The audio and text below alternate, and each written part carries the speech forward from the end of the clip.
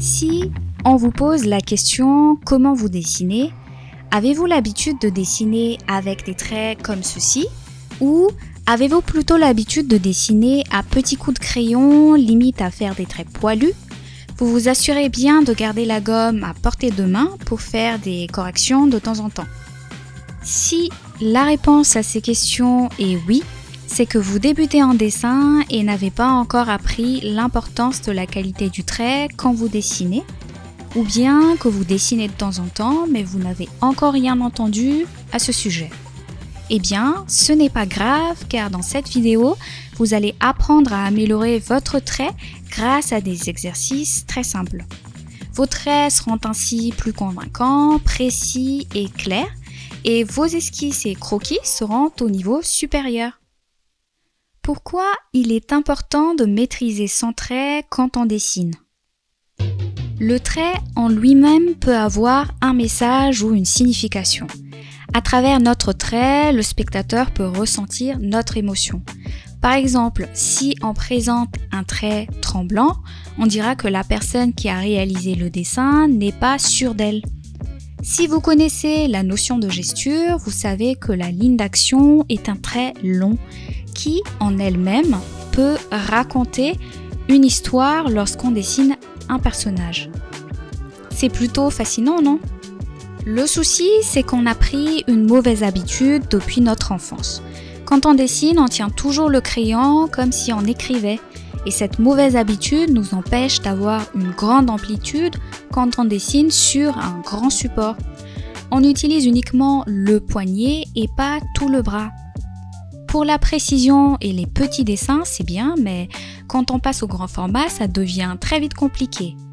Dans certains cas, on se dit que c'est plutôt bien, on s'en est bien sorti jusque-là. Vous avez raison, mais pas à 100%. Pour être à l'aise et éliminer cette mauvaise habitude, on commence par mieux tenir son crayon comme ceci. En tenant le crayon de cette façon, on utilise l'épaule et le bras, ce qui permet d'avoir une grande amplitude de mouvement. On aura une facilité de faire des tracés plus fluides, on dessine aussi plus vite, on peut dessiner facilement sur du papier grand format et on aura le contrôle sur l'épaisseur de notre trait. Comment faire pour améliorer notre trait? Sachez que quel que soit votre niveau en dessin, il est toujours important de s'échauffer avant de dessiner. L'échauffement peut durer de 5 à une trentaine de minutes en fonction du temps qu'on a. Et pour s'échauffer, voici quelques propositions d'exercices que vous pouvez réaliser chez vous.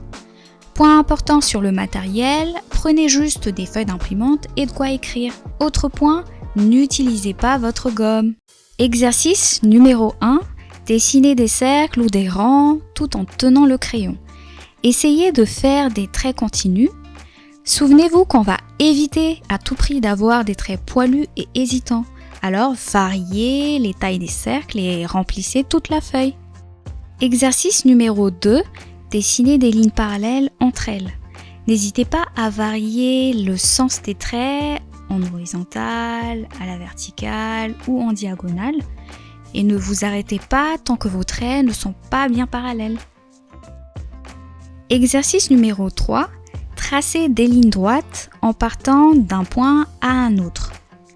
Cet exercice nous aide à ne plus être dépendant de la règle lorsqu'on dessine vite ou quand on fait des croquis.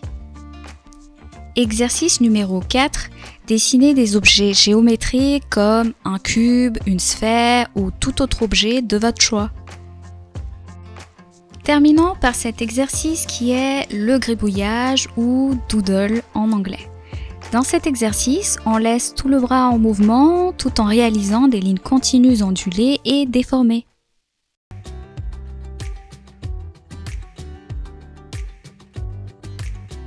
Pour conclure, rappelons que le trait est l'une des bases fondamentales en dessin.